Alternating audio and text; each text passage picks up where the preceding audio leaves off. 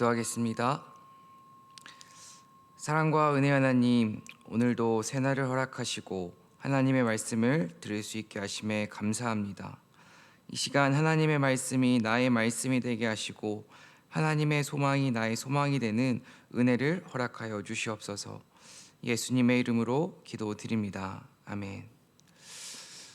하나님께서 오늘 우리에게 허락하신 말씀은 시편 43편 1절부터 5절까지입니다. 시편 43편 1절부터 5절까지입니다.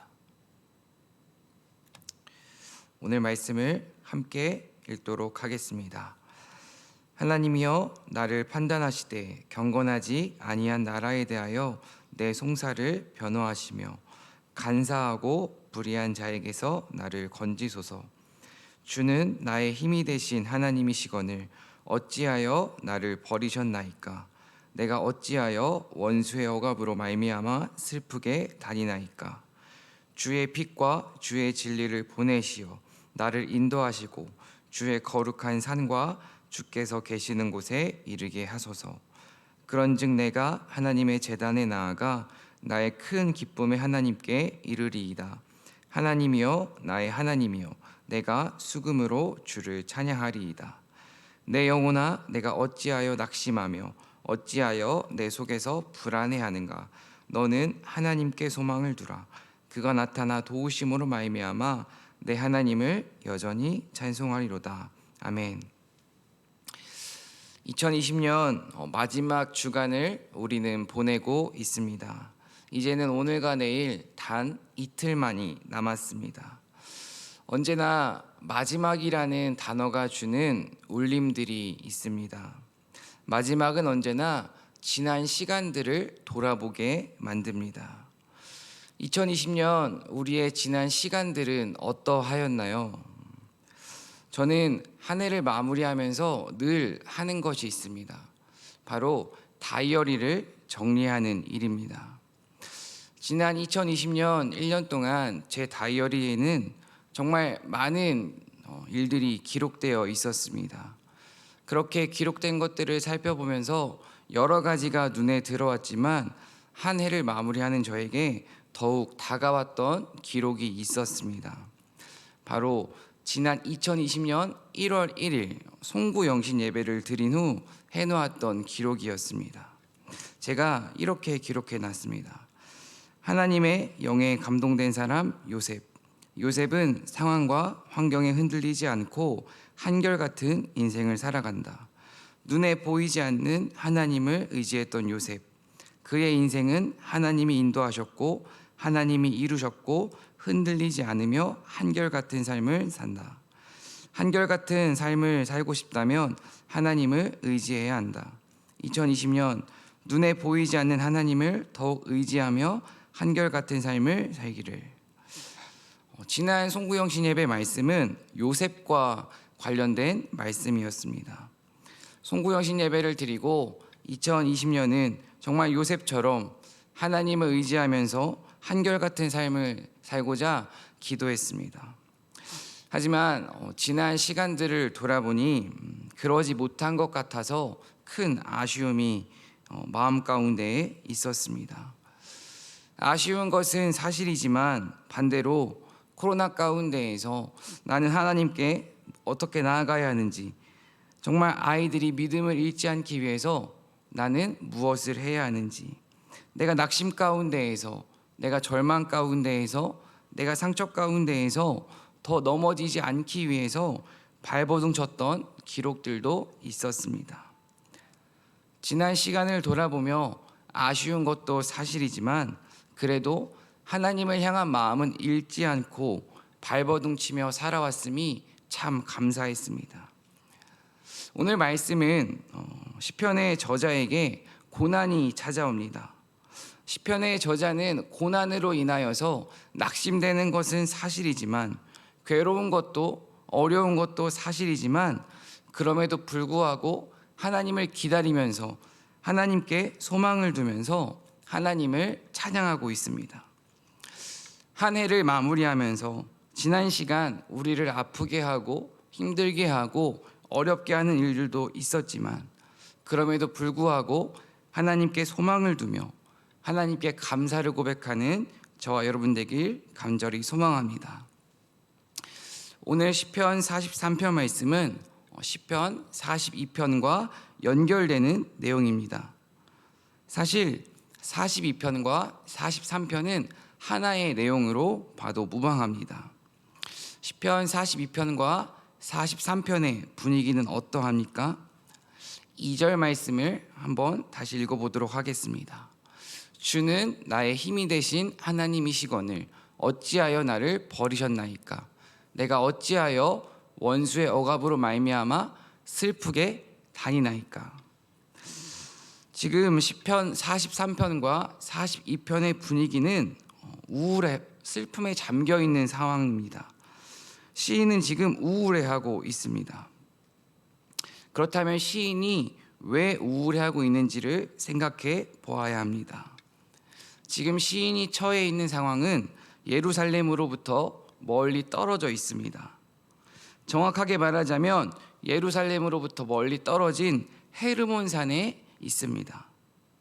예루살렘으로부터 멀리 떨어져 있다는 것은 하나님의 집, 즉 하나님을 예배했던 장소에서 멀리 떨어졌음을 의미합니다.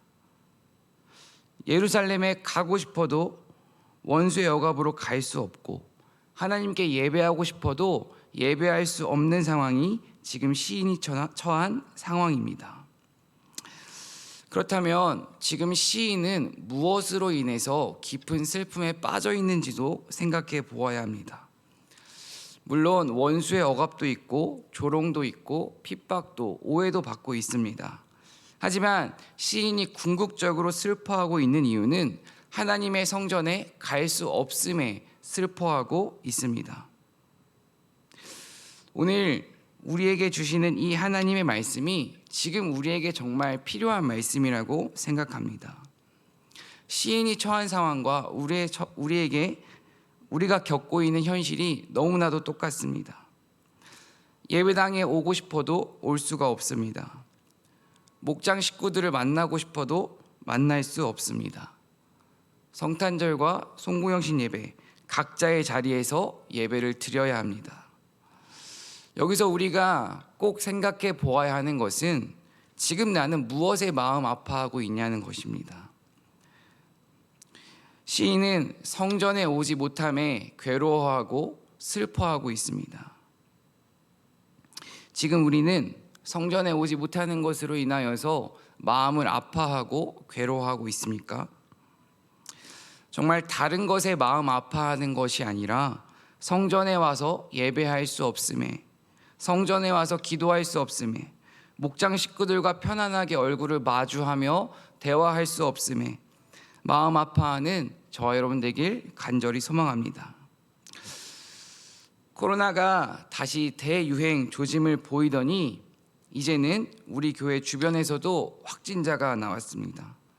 코로나는 이미 우리의 삶 속에, 우리 주변에 깊숙하게 들어와 있습니다. 이러한 상황을 경험할 때마다 제 마음 가운데 여러 가지 질문들이 찾아옵니다. 나는 무엇을 할 수 있는가? 하나님의 뜻은 무엇일까? 코로나 이후에 교회는 어떻게 될까? 정말 이렇게 많은 고민과 생각이 들기도 합니다.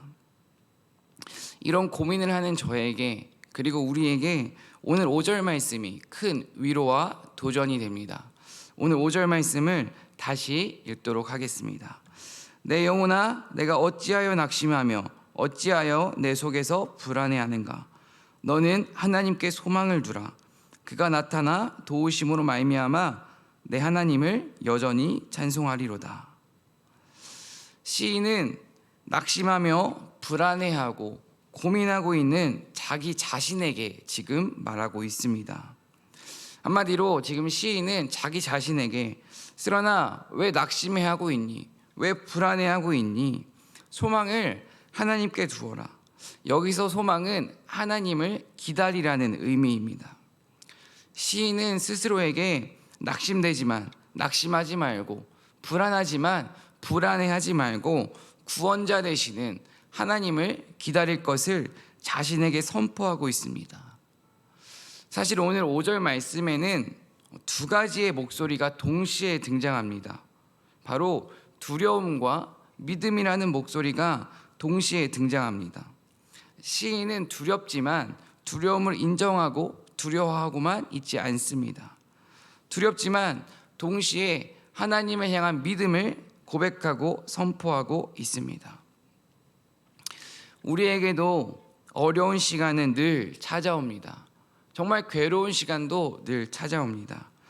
하나님을 믿는다고 모든 일이 잘 풀리지 않고 괴로운 일로 하나님께 기도하고 매달렸지만 오히려 더 상황은 악화되고 주변 이들에게 눈초리를 받는 시간들도 있습니다.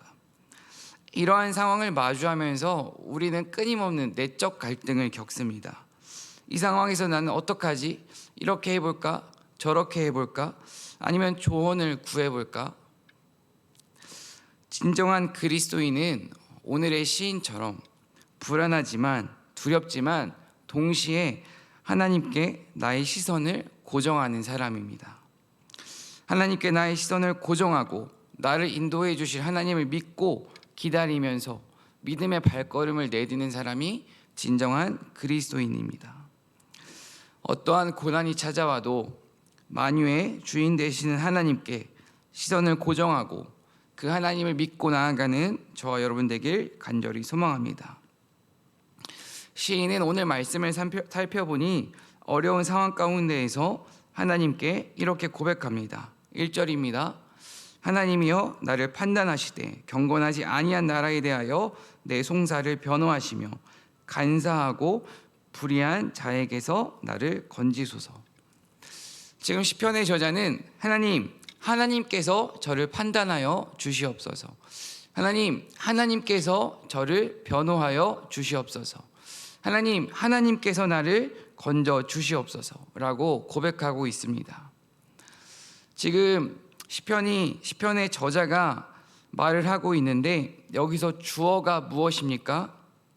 바로 하나님입니다. 어려운 상황 가운데에서 주어가 문제가 아니라 눈앞에 있는 상황이 아니라 바로 하나님입니다. 하나님께서는 누구보다 정의롭고 공의로우신 분입니다. 시인은 자신이 핍박을 받고 고난을 받는 상황 가운데에서 그 문제를 내가 해결하려 하지 않고 그 문제만을 바라보지 않고 하나님을 바라보면서 하나님께 맡기고 있습니다.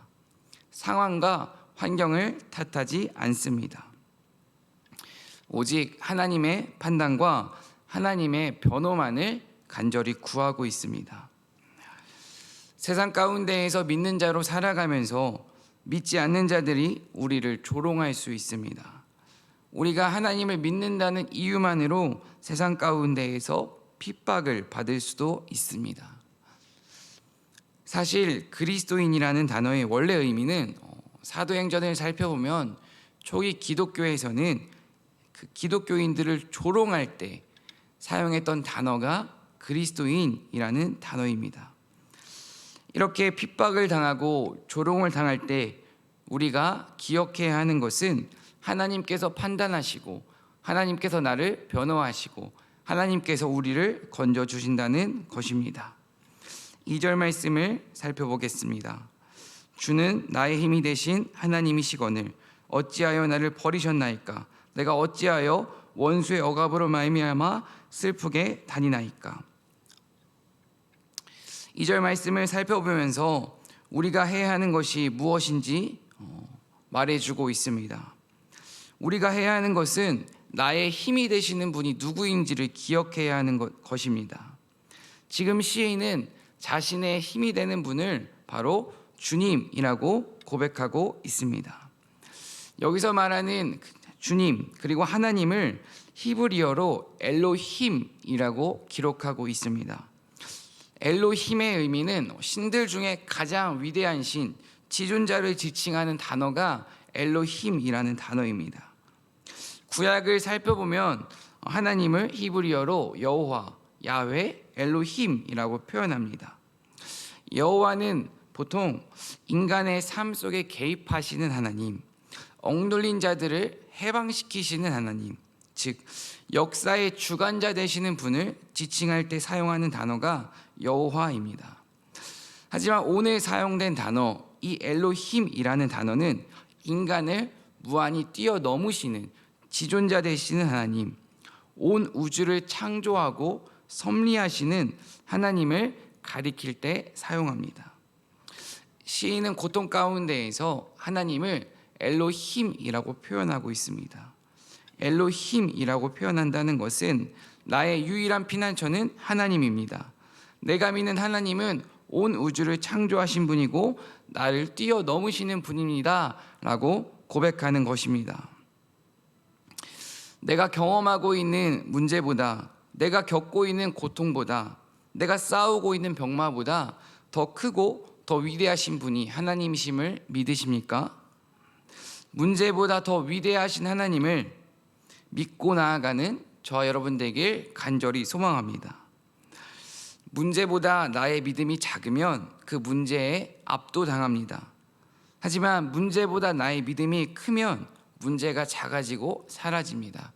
그리고 그 문제를 넉넉히 이길 수 있습니다. 눈에 보이는 문제보다 크신 나의 힘이 되시는 그 하나님을 믿고 고난 가운데에 하나님을 향해 더욱더 깊이 나아가는 저와 여러분 되길 축원합니다. 오늘 3절과 4절 말씀을 살펴보면 2절에서는 시인이 하나님께 호소를 했다면 지금 시인은 이제 호소가 아니라 다시 간구를 하고 있습니다. 진리로 나를 인도하시며 거룩한 산에 이르게 해달라고 간구합니다. 그리고 4절 말씀을 살펴보면 하나님의 제단에 나아가며 하나님께 찬양하겠다고 말하고 있습니다. 시편에서 말하는 거룩한 산은 시온산입니다. 시온산은 주님이 거하시는 곳입니다. 시인이 가장 간절히 가고 싶은 곳은 다른 곳이 아니라 하나님의 임재가 가득했던, 하나님을 예배했던 시온산입니다. 시인은 시온산을 기억하면서 가슴이 미어지기도 했습니다. 시편 42편 4절, 어제 말씀을 살펴보면 내 가슴이 미어지는구나 라고 표현을 하면서 가지 못함으로 인해서 슬픈 경험을 하고 있습니다. 하지만 오늘 말씀에서는 가슴이 미어지는 슬픔은 이제 뒤로 하고 하나님의 임재를 지금 이 자리 가운데에서 다시 경험하길 간구하고 있습니다. 시인이 겪고 있는 문제는 달라지지 않았습니다. 현실은 달라지지 않았고 여전히 고난 가운데 있습니다. 여전히 고통은 동일하고 예루살렘으로 가지 못하는 상황입니다. 하지만 지금 시인은 기쁨으로 하나님께 발걸음을 내딛고 있습니다. 더 이상 슬퍼하지 않습니다. 탄식의 언어는 사라지고 기쁨으로 악기를 연주하며 하나님을 찬양하고 있습니다. 그렇다면 똑같은 상황 가운데에서 시인은 어떻게 절망에서 희망을 노래할 수 있는지를 생각해 보아야 합니다. 오늘 시편 43편 5절 말씀을 세 번역으로 읽어보도록 하겠습니다. 내 영혼아 어찌하여 그렇게도 낙심하며 어찌하여 그렇게도 괴로워하느냐. 하나님을 기다려라. 이제 내가 나의 구원자 나의 하나님을 또다시 찬양하련다. 시인은 고난 가운데에서 하나님을 기다리자고 말합니다. 누군가를 기다려본 경험이 있는 사람은 다 알 수 있습니다. 기다리는 시간 내내 그 사람에 대해서 생각합니다. 그 사람과의 시간을 생각하기도 하고 이제까지 그 사람과 함께했던 추억을 떠올리기도 합니다. 지금 시인은 고난 가운데에서 하나님을 떠올리고 있습니다. 하나님을 생각하고 있는 것입니다. 기다리면서 시인이 하나님에 대하여서 어떤 생각을 했을지 묵상해 보았습니다. 아마도 시인은 하나님을 묵상하고 하나님을 생각하면서 사람을 창조하시고 자연을 만드신 위대하신 하나님, 우리 조상들을 출애굽시키셨던 하나님, 핍박 속에서 나를 건지셨던 하나님, 시인은 정말 나와 함께 하시고 나를 사랑하셨던, 나를 고통 가운데에서 건져주셨던 그 하나님을 떠올렸을 것입니다. 시인은 시인이 보고 듣고 경험했던 하나님을 생각하고 떠올렸습니다. 오늘 말씀을 마무리하도록 하겠습니다. 우리가 보고 듣고 경험했던 하나님은 어떤 하나님이십니까? 지금까지 나를 인도하셨고 수많은 고통과 아픔, 상처, 외로움 가운데에서 나를 건지시고 나를 살리시고 나와 함께 하셨던 분이 우리의 하나님이십니다. 깊은 절망 가운데에서 이해할 수 없는 고통 가운데에서 괜찮다 말씀하시고 우리의 손을 잡아주신 분이 바로 하나님이십니다. 그 하나님께 소망을 둘 때에 어떠한 고난이 찾아와도 우리는 넉넉히 이길 수 있습니다. 지금 우리가 겪고 있는 이 고난의 시간을 결코 헛된 시간이 아니라 값진 시간으로 이겨내는 저와 여러분 되길, 하나님께만 소망을 두는 저와 여러분 되길 간절히 소망합니다. 기도하겠습니다. 사랑과 은혜 하나님, 지금까지 나를 인도하신 하나님의 은혜를 생각해 봅니다. 지금까지 나와 함께 하셨던 하나님의 은혜를 생각해 봅니다. 하나님의 은혜를 생각하며 오직 하나님만 의지하게 하시고 오직 하나님께 소망을 두게 하시고 어떠한 고난이 찾아와도 감사를 고백하며 하나님을 찬양하는 주님의 자녀가 되게 하여 주시옵소서. 모두가 어려운 시기를 보내고 있습니다. 어려운 시간을 보내며 진정한 그리스도인의 자세와 태도가 무엇인지 고민하게 하시고 하나님이 주시는 지혜로 세상의 빛과 소금의 역할을 넉넉히 감당하는 교회와 성도가 되게 하여 주시옵소서. 특별히 이 시간 병막 가운데 있는 성도들과 고통 가운데 있는 성도들을 주님께서 기억하여 주시고 주님께서 위로하여 주시고 참된 하늘의 소망을 그들의 마음 가운데에 허락하여 주시옵소서. 언제나 우리를 사랑하시는 예수님의 이름으로 기도드립니다. 아멘.